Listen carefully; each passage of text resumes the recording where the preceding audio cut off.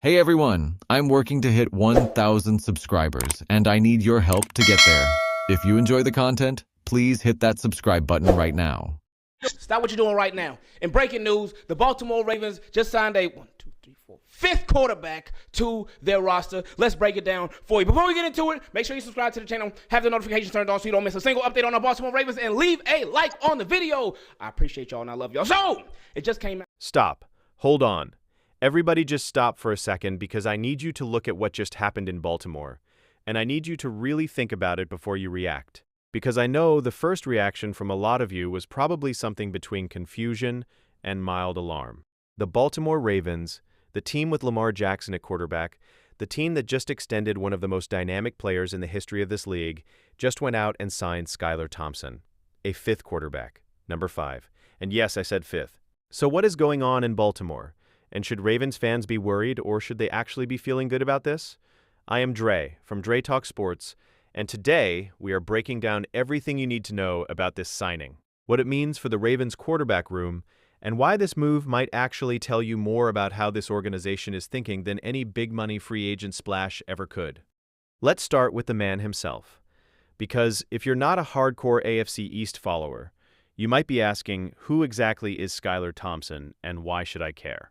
Thompson came into the league as a 7th-round pick in 2022, which already tells you a lot about where the league had him pegged coming out of Kansas State. He spent his first 3 seasons with the Miami Dolphins, and during that time he made 4 starts and appeared in 11 games total.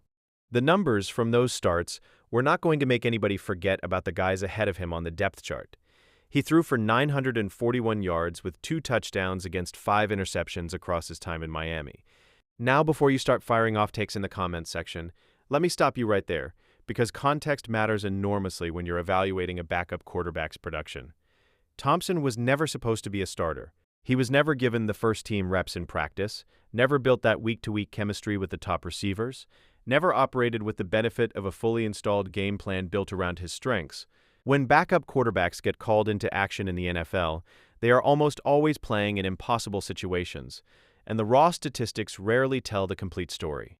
After his time in Miami, Thompson landed on the Pittsburgh Steelers' injured reserve list last season, which meant he barely registered on anybody's radar coming into this offseason. But the Ravens found him, and there is a very specific reason why. Here is the thing about this Ravens quarterback room that you need to understand before anything else makes sense. Baltimore came into this offseason with Lamar Jackson at QB1. Obviously, unquestionably, that conversation is over before it begins. Tyler Huntley is the QB2, a guy who has been in this organization's orbit for years, left for stints in Miami and Cleveland, and came back because, frankly, this is where he fits best. So you've got your 1 and your 2 locked in. What you did not have was anything resembling a stable QB3 situation. The Ravens cut Cooper Rush this offseason, and honestly, that signing last year was one of those moves that made sense on paper in a certain kind of way, but never really clicked in practice. Rush is a traditional pocket passer who functions best in a specific kind of offense, and Baltimore's system is built around the unique skill set of Lamar Jackson: round pegs and square holes. So Rush is gone, and the Ravens entered the offseason with a real gap at that third quarterback spot. To address that gap, they brought in Diego Pavia and a player listed in the transcript as Faniano, both undrafted rookie free agents who showed up for rookie minicamp and started getting their NFL reps in. And look, I have nothing against undrafted rookie quarterbacks. Some of the most interesting stories in football start exactly that way. Tyler Huntley himself came in undrafted and built a legitimate NFL career. But there is a meaningful difference between hoping an undrafted rookie wins a position battle and having a veteran presence in that room who has already survived 4 years in this league, has already been through the grind of training camps and preseason games and real NFL action. That difference is exactly why Skylar Thompson is now a Baltimore Raven. Now, the Ravens head coach, whose name was mentioned in the source material as Jesse Mentor, though I want to be transparent with you that I could not independently verify that name against confirmed reports. So Ravens fans should double-check the latest on Baltimore's coaching staff. Reportedly said publicly that the team could carry anywhere from 3 to 5 quarterbacks through camp. And the moment Thompson's signing was announced, that number hit 5. What is remarkable about that is the directness of it. The coach told you what was coming. He said we might carry 5 quarterbacks, and then the front office went out and made it happen.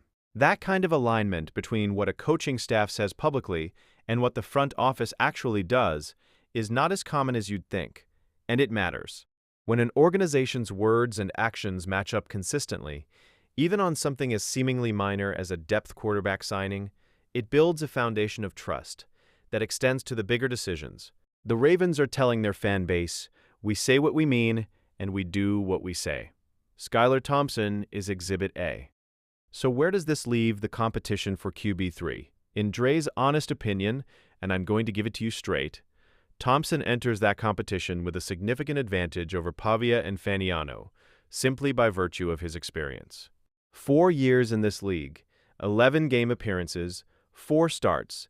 That is a mountain of NFL-level information that no amount of practice reps can fully replicate for a player who has never snapped a ball in a regular season game. The game speed, the crowd noise, the pressure of a real week of preparation, the weight of knowing that tens of thousands of people are watching and judging every decision. Thompson has felt all of that. The rookies have not. Now, to be completely fair, that advantage is not a guarantee. Preseason games will happen. Competition will be real. One of those undrafted guys could absolutely outplay Thompson and force the Ravens' hand. That is what training camp is for. But walking into this competition today, as of right now, Thompson is the frontrunner for that third quarterback spot, and it would not be a surprise at all to see his name on the final 53-man roster when the regular season opens. But let's zoom out for a second, because the Skylar Thompson signing is really just one thread in a much larger story about how the Baltimore Ravens are approaching this offseason. And that story is genuinely interesting. At the center of it all is Lamar Jackson, and that conversation never fully goes away. Jackson has 2 years remaining on his contract. He has a no-tag clause and a no-trade clause, which means he holds enormous leverage over his own future in Baltimore. The Ravens know this. Every decision they make on this roster, the offensive line investments, the quarterback depth additions, the entire organizational philosophy right now, is built around one central truth. You do not waste Lamar Jackson's prime. You do not let his arm get worn down during a training camp that didn't need to be that hard. You do not let him take unnecessary hits because your offensive line wasn't good enough. And you absolutely do not let him walk out the door when his contract expires, because you weren't doing enough to show him this organization is committed to winning. That's why the offensive line conversation is so important, and it connects directly back to why Skylar Thompson matters. Think about it this way. The Ravens drafted an offensive lineman. They brought in Dwayne Leadford. They're holding on to Ronnie Stanley and Roger Rosenard. They are investing real resources in protecting Lamar Jackson, because an offensive line that holds up is the single best thing you can do for a quarterback's long-term health and performance. And on the other side of that same coin, you bring in Skylar Thompson so that Lamar Jackson and Tyler Huntley are not throwing every single pass in every single practice session from now until September. You spread the reps. You protect the arms. You treat your franchise quarterback like the investment he is, because that is exactly what he is. The most important asset on the entire roster, and arguably one of the most important players in the entire NFL right now. Dre's personal take on all of this: I actually love the intentionality behind this move. It is easy to look at a 7th-round pick with a 2.5 touchdown-to-interception ratio and laugh. It is easy to turn the Skylar Thompson signing into a punchline. But the Ravens are not signing him to compete with Lamar Jackson. They are not signing him because they have any doubts about their QB1 or their QB2. They are signing him because smart organizations protect their assets at every level. Because having a veteran in the building makes your room better, even if he never takes a meaningful snap in the regular season. And because a head coach who tells you he might carry 5 quarterbacks and then delivers 5 quarterbacks is a head coach whose words you should probably be paying attention to, this is an organization that is building with intention. Every piece has a purpose. And while the linebacker room in Cincinnati is sitting there wondering if 2 young guys are going to figure it out, Baltimore is over here making sure Lamar Jackson's arm doesn't fall off before week 1. I know which approach makes me feel better. The bottom line on Skylar Thompson and what this signing means is simple. This is not a headline move, but the best organizations make good decisions on the non-headline moves just as consistently as they make them on the big ones. The Ravens needed a veteran presence at QB3. The Ravens needed to reduce the workload on their 2 top quarterbacks through the offseason program. The Ravens needed competition in that room that would push Pavia and Faniano to be better. Skylar Thompson checks all 3 of those boxes. Welcome to Baltimore. Now, I want to hear from you, and this is important because this show is a conversation, not a lecture. Do you think Skylar Thompson earns that QB3 spot when all is said and done? Or do you think one of the undrafted rookies, Pavia Orfaniano, pulls off the upset and makes the final roster? And bigger picture, how do you feel about the Ravens' overall approach to this offseason? Are they doing enough to put themselves in a Super Bowl position with Lamar Jackson right now? Drop it in the comments section because I read every single one, and I want to know exactly where Ravens flock stands. If you learned something today, if this breakdown gave you a different way of looking at what some people are writing off as a minor transaction, smash that like button right now, because that support is what allows us to keep bringing you this level of analysis. And if you are not subscribed to Dre Talk Sports yet, tap that subscribe button and hit the bell notification so you never miss a video. We cover the moves everybody else glosses over, and we give you the context that actually matters. I'm Dre, and I'll see you on the next one.